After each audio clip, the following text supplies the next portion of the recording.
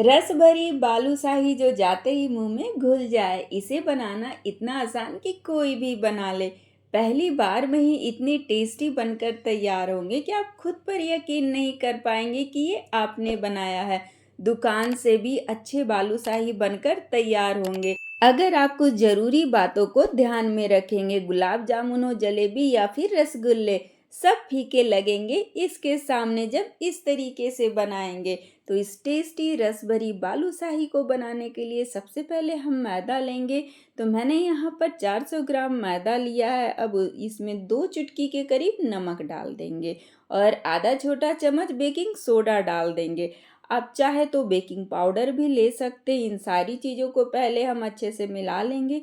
अब इसमें 1/4 कप दही डाल देंगे। तो दही हमें ताज़ी और फ्रेश डालनी है, खट्टी दही नहीं डालनी है।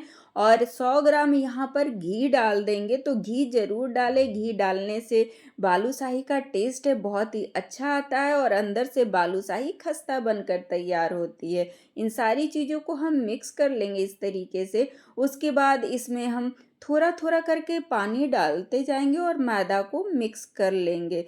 तो इसका डो है ना, इसे बालूशाही का डो, इसे हमें आटा या पूरी के लिए जैसे डो लगाते हैं ना, उस तरीके से इसे हमें गूंथना नहीं है। मैदा को हमें मिक्स करते हुए इसे बस समेट कर एक जगह पर इकट्ठा कर लेना है। इससे क्या होता है ना कि बालूशाही के अंदर लेयर आती है, परत आती है अच्छी सी। तो यहाँ पर देखिए ये डो हमारा तैयार हो चुका है। तो इसे थोड़ी देर के लिए ढक देंगे, रेस्ट पे छोड़ देंगे। तब तक एक गैस ऑन करेंगे, एक बर्तन में 400 ग्राम चीनी डालेंगे और उसका आधा पानी डाल देंगे। तो जितनी मात्रा में चीनी ले उसका आधा हमें पानी डालना है। चीनी पिघल जाने के बाद यहाँ पर हम 2 से 3 इलायची डाल देंगे, उसका मुंह खोलकर या फिर कूट कर डाल दें।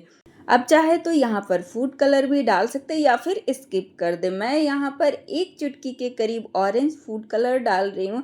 इससे बालूशाही दिखने में थोड़ी अच्छी लगेगी, पर ये ज़रूरी नहीं है।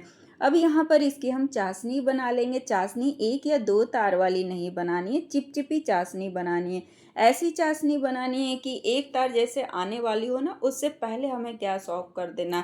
अगर 1 या 2 तार की चाशनी बनाएंगे ना, तो बालूशाही के अंदर चाशनी नहीं जाएगी और ठंडी होने के बाद ऊपर चीनी चीनी बालूशाही के ऊपर दिखेगी। तो हम इस तरीके से चाशनी को चेक कर लेंगे। ये देखिए हल्की चिपचिपी चाशनी लग रही है ना। दोनों उंगलियों को जब अलग करे लग रहा होगा कि तार बनने वाला है, पर बन नहीं रहा है। बस ऐसी ही चाशनी चाहिए। तो गैस ऑफ कर दे। और ये चाशनी ठंडी होने के बाद ना और गाढ़ी हो जाती है और इसे हमें बाद में हल्का और गर्म भी करना है दोबारा। तो बस चाशनी को हमें ऐसा ही रखना है, इससे ज़्यादा गाढ़ा नहीं करें। डो को भी रेस्ट किए हुए थोड़ी देर हो चुका है। तो यहाँ पर हम थोड़ा सा डो लेंगे और इस तरीके से इसे रोल कर लेंगे। उसके बाद चाकू से इसे हम काट लेंगे बराबर बराबर भाग में, जिससे कि सारी बालूशाही ये एक बराबर लगभग साइज में बनकर तैयार हो। और इस तरीके से जब आप बनाएंगे ना, तो बहुत ही आसानी से बालूशाही बन जाती है। और कुछ बातों को बस ध्यान में रखना। ये देखिए इस पीस में कितनी सारी आपको जाली लेयर दिख रही होगी, क्योंकि इस डो को हमने गूथा नहीं है, बस समेट कर मैदा को इकट्ठा कर लिया है। अब इसे हथेली के बीच में रखकर गोल घुमा देंगे और बीच में उंगली से पेन पेंसिल जो भी हो उससे एक होल कर दे इस तरीके से। क्योंकि जब इसे तलेंगे ना, तो ये बीच से अच्छे से तल जाएगा और रस में डालेंगे तो रस भी अपने अंदर अच्छे से ये सोख लेगा। और इसी तरीके से सारे पीस को हम गोल घुमा देंगे। तो इसे गोल एकदम चिकना नहीं करना है, इस तरीके से रफली गोल घुमा लेंगे और होल कर देंगे। इसके अंदर आप देख रहे होंगे कि कितनी सारी लेयर है, क्रैक्स आए हुए हैं। तो ये एकदम सही है। अब एकदम कम गर्म तेल में ना क्या करेंगे, इन्हें एक एक करके डालते जाएंगे। तो जब आप इन्हें तेल में डालें तो ध्यान रखिए कि तेल एकदम कम गर्म होना चाहिए और गैस का फ्लेम भी एकदम लो रहना चाहिए, धीमी आंच रहनी चाहिए। थोड़ी देर के बाद आप देखेंगे कि ये तेल के ऊपर खुद ही आ जाएंगे।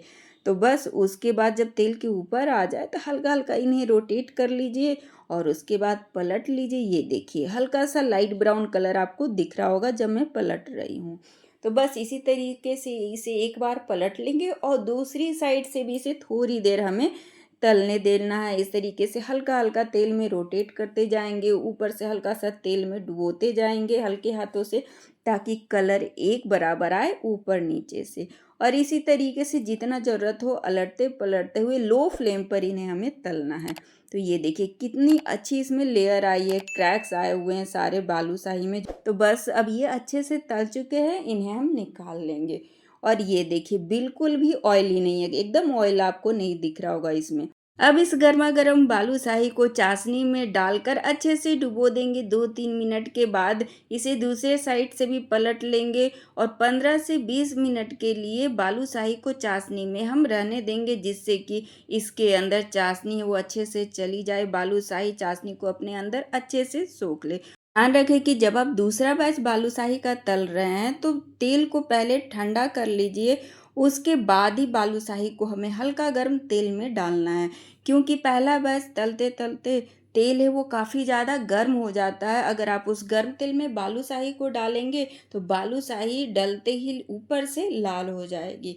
तो पहला बैच तलने के बाद गैस ऑफ कर दे, तेल को ठंडा कर ले, हल्का गर्म जब तेल रहे उसके बाद बालूशाही आप डालें और गैस ऑन कर ले। अब यहाँ पर देखिए 15 मिनट हो चुका है लगभग बालूशाही को रस में डाले हुए चाशनी में, और बालूशाही ने अपने अंदर चाशनी को अच्छे से सोख लिया है। आपको देखकर ही लग रहा होगा कि एक बैच जो है रस भरी बालूशाही की बनकर तैयार है और दूसरा बैच भी यहाँ अच्छे से तल चुका है।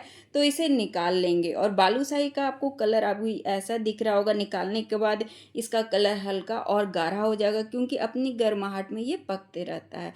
तो गर्म चाशनी में गर्म बालूशाही को डालकर 15 से 20 मिनट के लिए छोड़ दें, उसके बाद निकालें और इसे अच्छे से ठंडा करने के बाद एयर टाइट डब्बे में या फिर ग्लास के जार में बंद करके रख दें। 2 सप्ताह तक ये बालूशाही बिल्कुल भी खराब नहीं होगी और इसे कोई भी फ्रिज में रखने की ज़रूरत नहीं है, बाहर ही रखें और आराम से खाएँ। और ये देखिए बालूशाही कितनी रस भरी बनकर तैयार हुई है।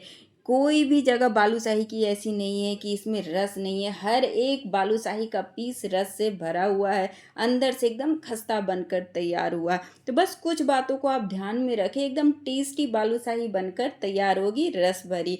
तो फिर देर किस बात की, आप भी बनाएं, खाएं, एंजॉय करें। मिलते हैं नेक्स्ट रेसिपी के साथ।